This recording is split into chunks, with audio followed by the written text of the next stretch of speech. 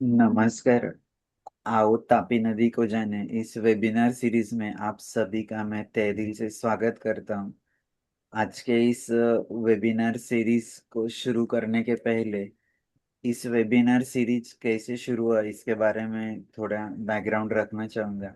हमारे महाराष्ट्र जैन बिरादरी के नरेंद्र चुग सर और विनोद बोधनकर सर, इन्होंने इन कोरोना पेंडेमिक आओ नदी को जाना ऐसे वेबिनार सीरीज शुरू किया था, जिसमें लगभग 44 वेबिनार हुए थे हर संडे को एक।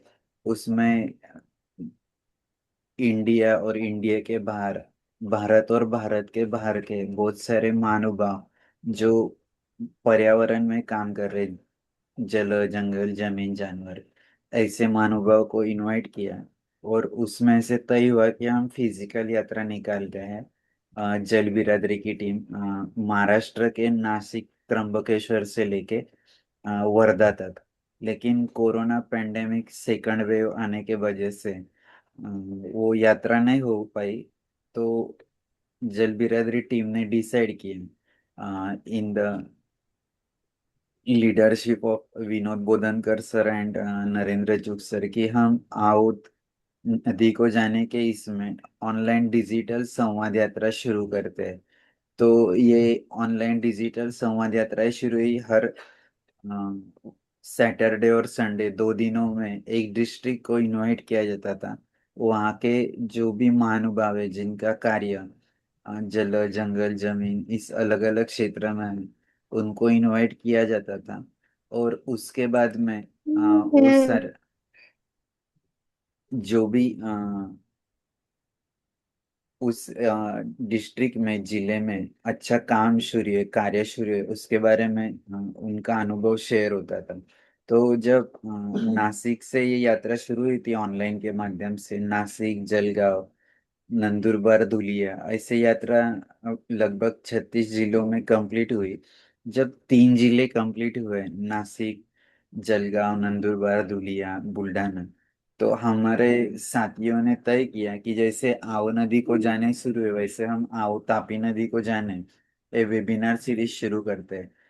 तभी हमने मई 2021 में, अगर आप देख पाओगे, ये यात्रा शुरू की थी हमारे जलगांव डिस्ट्रिक्ट से, जो मॉडल विलेज है गाड़ेगांव करके।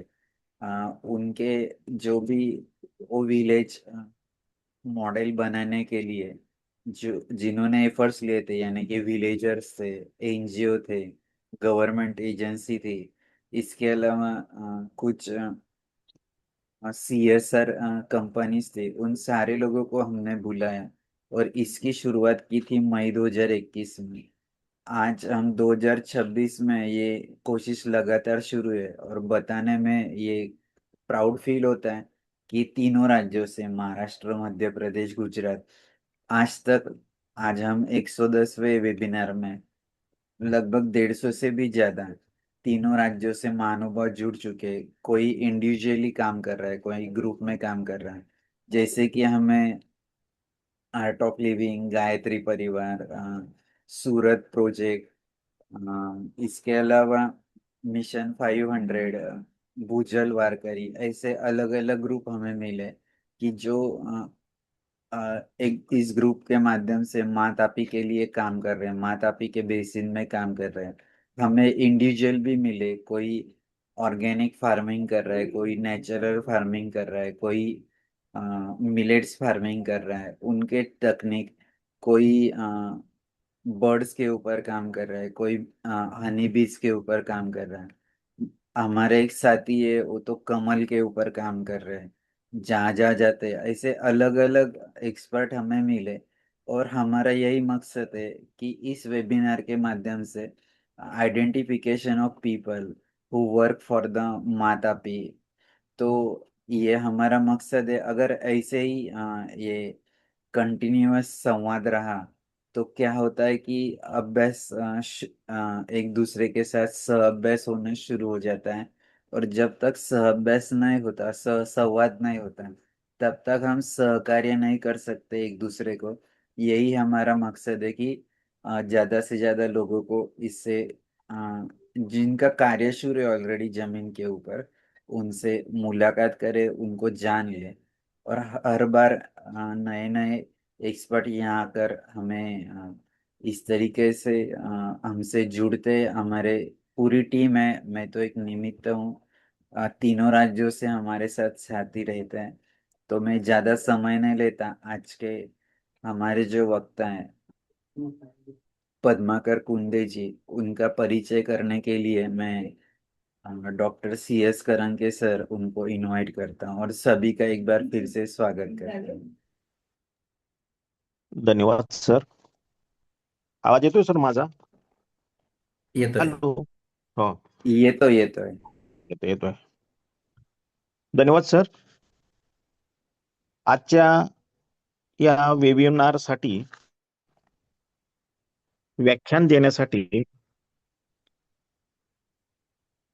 2023 पासून म्हणजेच 22 वर्षापासून नंदुरबार जिल्ह्यातील हेडगेवार सेवा समिती कृषी विज्ञान केंद्र नंदुरबार या ठिकाणी 22 वर्षापासून अथक प्रयत्नातून वनस्पती संवर्धन अभ्यासक म्हणून ज्यांची ख्याती महाराष्ट्रभर पसरली आहे असे मान्यवर आदरणीय पद्माकर चंद्रभान कुंडे सर. नाव घेतल्यानंतर एक लक्षात येतं की वनस्पती संरक्षण तज्ज्ञ म्हणून ज्यांच्याकडे पाहिल्यानंतर त्यांनी अनेक अशा वनस्पतींवर काम केलेलं आहे. कापूस असो, ऊस असो, हरभरा असो, मका असो, रेशीम असो, अशा अनेक वनस्पतींचं संरक्षण करण्यासाठी त्यांनी अनेक ठिकाणी लेख लिहिले आहेत. त्यांचा बायोडाटा पाहिल्यानंतर त्यांनी 4 पुस्तकही लिहिली आहे. शास्त्रीय मधु मक्षिका पालन, कपाशीवरील कीड रोगांचे प्रभावी व्यवस्थापन, गांडूळ खत, गांडूळ खत निर्मिती व रोजगार, तसेच अन्न साठवण्याच्या विविध पद्धती, नंदुरबार जिल्ह्यातील आदिवासी स्त्रियांचे योगदान, अशा विविध विषयांवर त्यांनी आपलं लेखन केलेलं आहे. आणि या लेखनातून त्यांची ख्यातीही पसरलेली आहे की व्यक्ती आपलं योगदान करत असताना स्थानिक शेतकऱ्यांशी संवाद साधून स्थानिक शेतकऱ्यांचं कल्याण कसं होईल असं विविध कार्यक्रमांच्या द्वारे त्यांनी जिल्हा, राज्य आणि राष्ट्रीय स्तरावर त्यांनी नाव कमावलेलं आहे. आज ते खानदेशातील शेतीद्वारे रेशीम शेती शाश्वत विकास म्हणजे खानदेशामध्ये रेशीम शेतीद्वारे शाश्वत विकास कसा होऊ शकतो या विषयावर ते आज मार्गदर्शन करणार आहेत.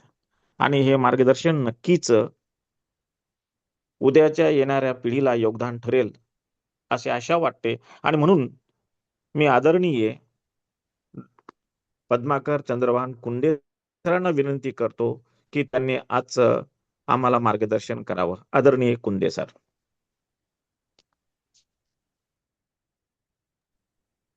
धन्यवाद doctor CS Karanke sir. Kunde sir, video आणि ऑडिओ ऑन करा आणि तुमचं PPT पण शेअर करा.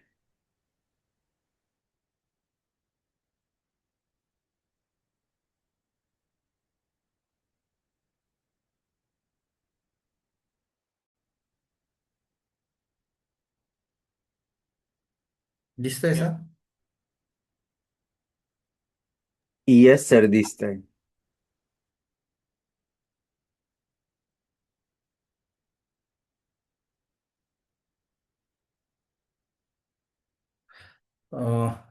आज के इस वेबिनार में उपस्थित सब सम्मानीय सदस्य, सबका स्वागत करता हूं. अभी मेरा परिचय दिया गया है. मैं कृषि विज्ञान केंद्र में रोग और कीटक शास्त्र मतलब पेस्ट एंड डिसीज मैनेजमेंट के बारे में काम करता हूं. पिछले 22-23 सालों से नंदुरबार में ही हूं. आज का जो टॉपिक मुझे दिया गया है वो है सेरिकल्चर फार्मिंग यानी रेशम खेती का उत्पादन. इसके बारे में आज जानकारी देनी है. ये सब्जेक्ट हमने नंदुरबार में 2018 में शुरू किया था। उसके बाद 2-3 साल उसके ऊपर डेमोन्स्ट्रेशन करके सही में ये नंदुरबार में हो सकता है, क्या कुछ मतलब अलग चीजें है, उसका जो उसको उसको लगने वाला जो हवामान है वो उसको अनुकूल है या नहीं, उसके बारे में हमने 18 के बाद 2-3 साल उसका अध्ययन किया था। और ये दो डेमोन्स्ट्रेशन तरह से सक्सेसफुल होने के बाद हमने ज़्यादा किसान बढ़ाने की कोशिश नंदुरबार एरिया में ये सब्जेक्ट में की है। आपको मतलब ये बताते हुए खुशी हो रही क्या, खानदेश में ये सब्जेक्ट मतलब जो है रेशम की खेती मतलब ज़्यादा प्रॉफिट देने वाली रहेगी, क्योंकि खानदेश एरिया में जो क्रॉप लगाया जाता है वो मतलब ज़्यादा से ज़्यादा कॉटन है। और कॉटन का यदि आप मतलब इकोनॉमिक्स देखेंगे, 20,000 25,000 या तो फिर कुछ फसल अच्छी रही तो 40,000 के करीब उसका करीबन मतलब प्रॉफिट मिलता है। और जालना में रेशम खेती पिछले 20 सालों से बहुत अच्छी तरीके से की जाती है। और जालना और नंदुरबार और खानदेश का एरिया खास करके धुले जलगांव नंदुरबार में मतलब उसका जो हवामान है, उसको लगने वाला टेम्परेचर, उसको लगने वाला ह्यूमिडिटी उसकी सरीकी है। तो जालना में हो सकता है तो खानदेश में भी अच्छी तरीके से सेरिकल्चर फार्मिंग की जा सकती है। ये ख्याल में रखते हुए ये सब ये जो विषय है उसको खानदेश में आजकल बढ़ावा दिया जा रहा है। मतलब 3 साल डेमोन्स्ट्रेशन करने के बाद जब हमने अभी इसको बढ़ावा दिया है तो अभी करीबन मतलब 150 के करीब किसान ये व्यवसाय में आ चुके हैं। और अच्छी तरह से रेशम की खेती नंदुरबार में और खास करके मतलब धुले और जलगांव भी पकड़ लिया तो वो एरिया में अभी कर रहे हैं। थोड़ी सी रेशम खेती के बारे में जानकारी लेते हैं। पहले तो इसको कौन सा भी अलग चीज करना हो तो उसको भविष्य में कुछ स्कोप मतलब है या नहीं, उसके बारे में सोचा जाता है। ये जो स्लाइड आपके सामने दिखाई दे रही आपको, उसमें पता चल जाएगा क्या अकेला चीन मतलब ज्यादा से ज्यादा वर्ल्ड में ये सेरिकल्चर ककून्स का प्रोडक्शन करता है। और ज्यादातर प्रॉफिट वो चीन ही लेता है, उसके बाद भारत है, फिर बाकी तो पॉइंट में है। तो इसका मतलब है भारत में रेशम की खेती बढ़ाने के लिए पूरा स्कोप है। अभी पिछले कुछ सालों से हम देख रहे हैं मतलब उसको पर केजी ककुन की कॉस्ट मतलब 300 बोली जाती है। लेकिन पिछले 2-3 सालों में तो मतलब 500 के नीचे पर केजी की कॉस्ट आई ही नहीं। मतलब जितनी बढ़ेगी उतना मतलब भारत को फायदा होने वाला है। मतलब ये सर स्लाइड से एक आपको पता मिनट चल जाए। आपको रुकाना चाहता हूँ, आपका वीडियो ऑन कर यस। सकते हो तो कीजिए। तो व्हिडिओ ऑन होऊन परत ऑफ होतोय। स्टार्ट माय व्हिडिओ, हा दिसतोय। नहीं, आई थिंक कुछ technical issue. Okay, continue sir. हा म्हणजे तो चालू करून आहे ना परत बंद होतोय। एक मिनिट, स्टार्ट व्हिडिओ।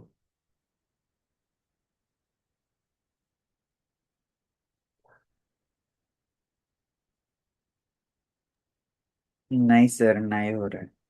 तो चालू करून परत बंद होतोय। ओके, जाऊ दे सर, विदाउट वीडियो हा बोलो। ठीक है ठीक है, ओके ओके।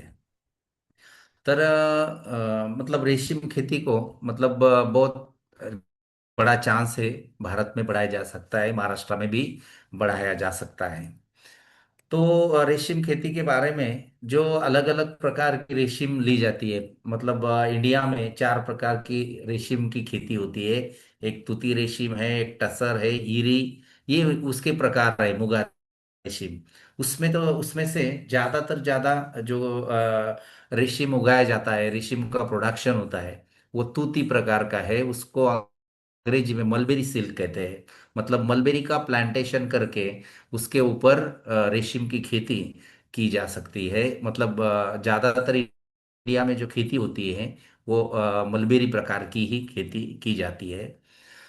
उसमें मतलब कुछ ऐसी चीजें हैं वो जो मतलब वो मतलब बढ़ावा देने वाली है। 2-3 चीजें ऐसी है उसमें धोखे भी रहते हैं।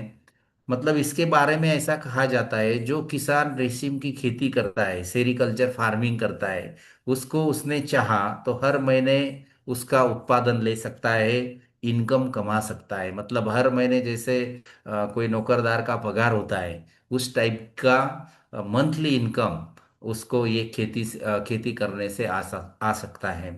और आजकल जो रेनफॉल है, जो बारिश है, उसका लहरीपना कहते हैं। हर बार कई एक आध साल ज्यादा होगी, एक आध साल कम होगी, एक आध साल बहुत ज्यादा होगी।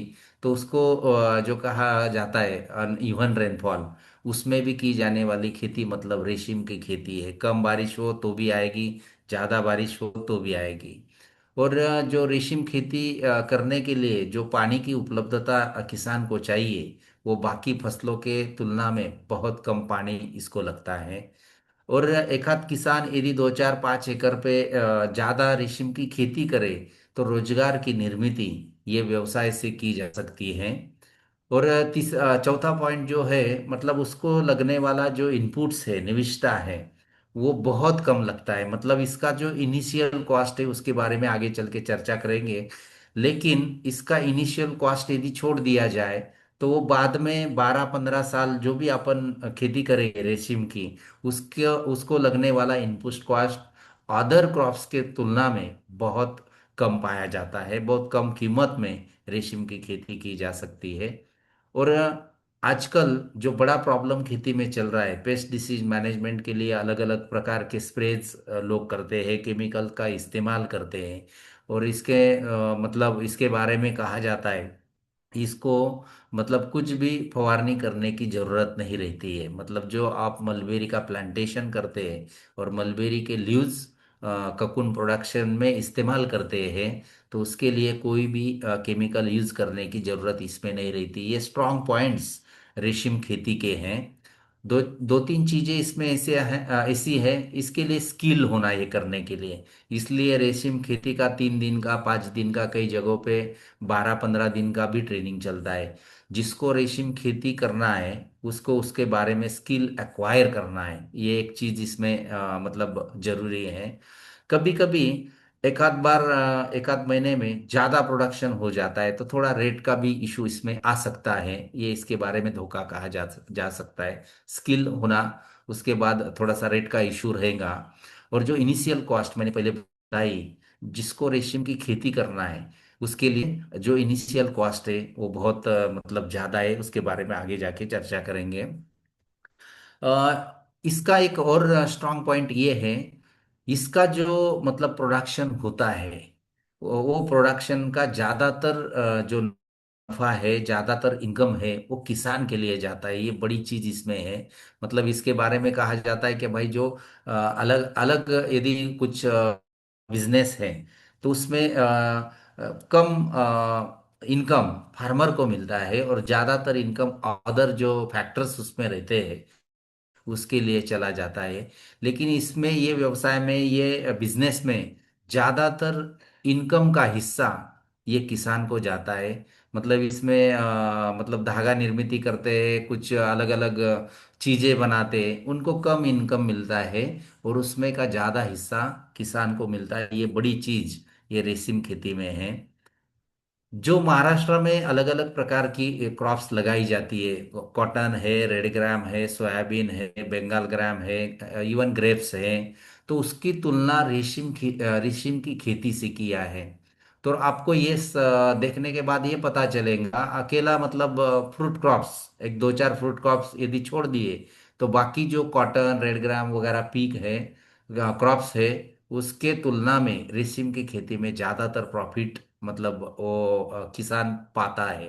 मतलब यदि अदर जी क्रॉप्स के बारे में इसकी कंपैरिजन की जाए, तो रेशम की खेती बहुत मतलब इससे आगे है।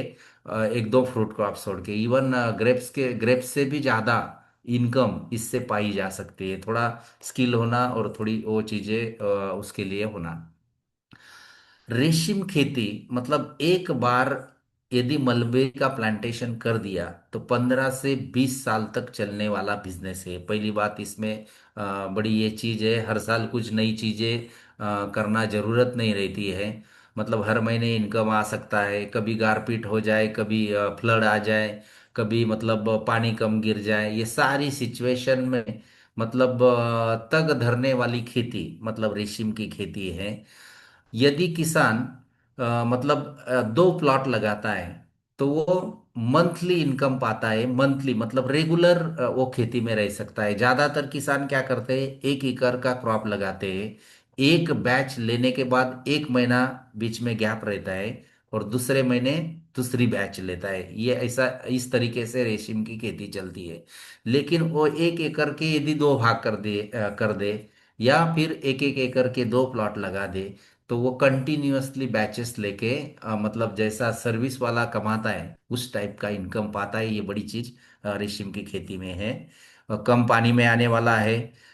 उसके बाद इसका जो मतलब जो भी मतलब जो चीजें उसके लिए इस्तेमाल करते हैं, जो मतलब बाजू रहने वाला है या फिर शिल्लक रहने वाला है, वो सारी चीजें का कंपोस्ट भी आप कर सकते हैं। मतलब जब आप बैच लेते हो, जब रेशम का पाला वो मतलब कैटरपिलर को आप डालते हो रेशम के, उसके बाद जो जो चीजें बचती है उससे मतलब बहुत अच्छी क्वालिटी का कंपोस्ट खाद भी इससे तैयार की जा सकता है। बहुत सारे लोग वो भी करते हैं।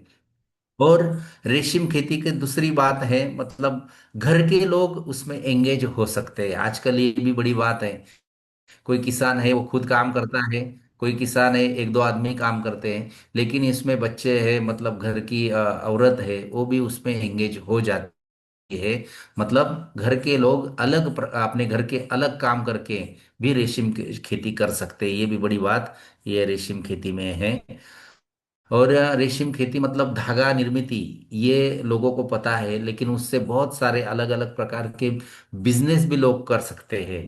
जब आप 10-20 साल ये खेती में रहेंगे तो उसमें मतलब अलग अलग प्रकार के फ्लावर प्लॉट है, गुच्छ है, अलग अलग प्रकार की राखी है, ये अलग अलग चीजें आप रेशम के धागे से कर सकते हैं। मतलब खाली धागा निर्मित करना ये बात छोड़ के यदि आप अच्छे से उसमें स्किल पाओगे या तो फिर एक्सपीरियंस आपका होगा तो अलग अलग प्रकार की बिजनेस भी इससे आप कर सकते हैं। कोई जगह पे जहाँ पे रेशम की खेती 15-20 सालों से चल रही है, वो एरिया में वो लोग अलग अलग प्रकार की मतलब पोस्ट हार्वेस्ट मैनेजमेंट करके अलग अलग चीजें भी उसमें बनाते हैं।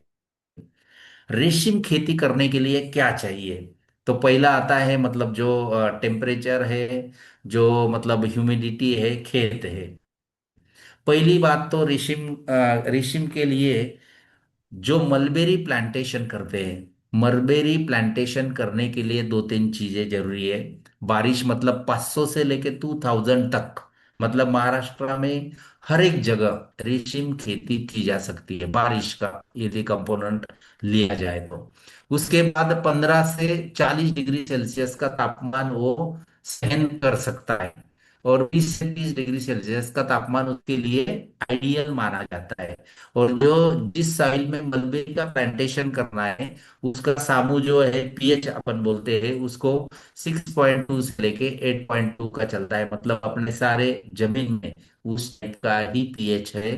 तो वो मतलब कहीं हर एक जगह पे कर सकते हैं। उसको जो पानी लगता है मलबेरी को, वो तो मतलब 7-8 दिनों में, यदि ड्रिप इरिगेशन है तो फिर 2 दिन बाद 1 घंटा ड्रिप चला दी तो उसका काम हो जाता है।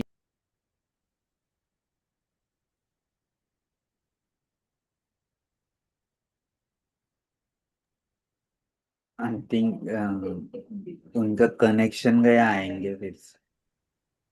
स्वागत है सुरेश कुलकर्णी सर। सैमसंग नाम से कौन ज्वाइन किया, आपका भी नाम बताइए।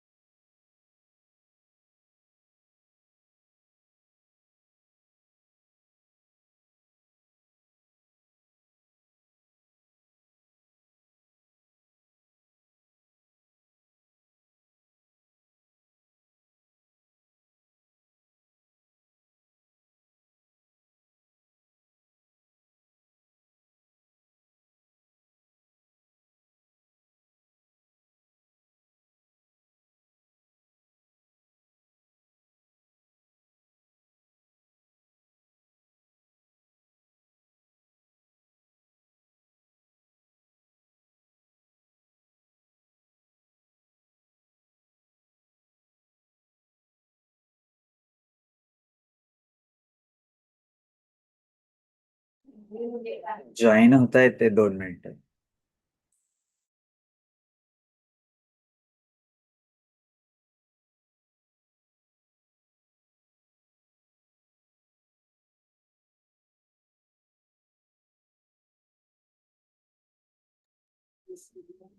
सॅमसंग नावाने कोण जॉईन आहे आपला परिचय?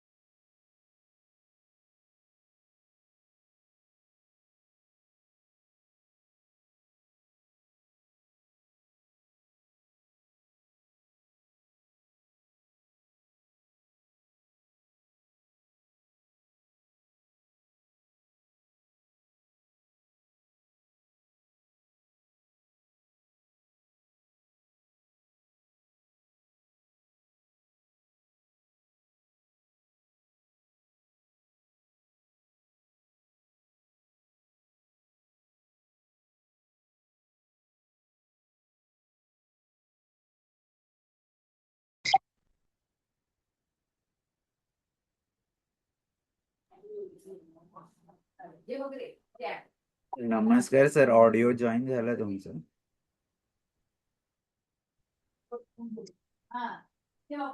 सॅमसंग नावाने कोण जॉईन आहे?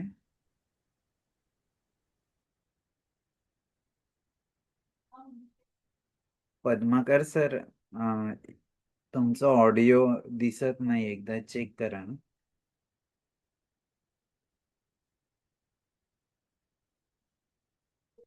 हॅलो.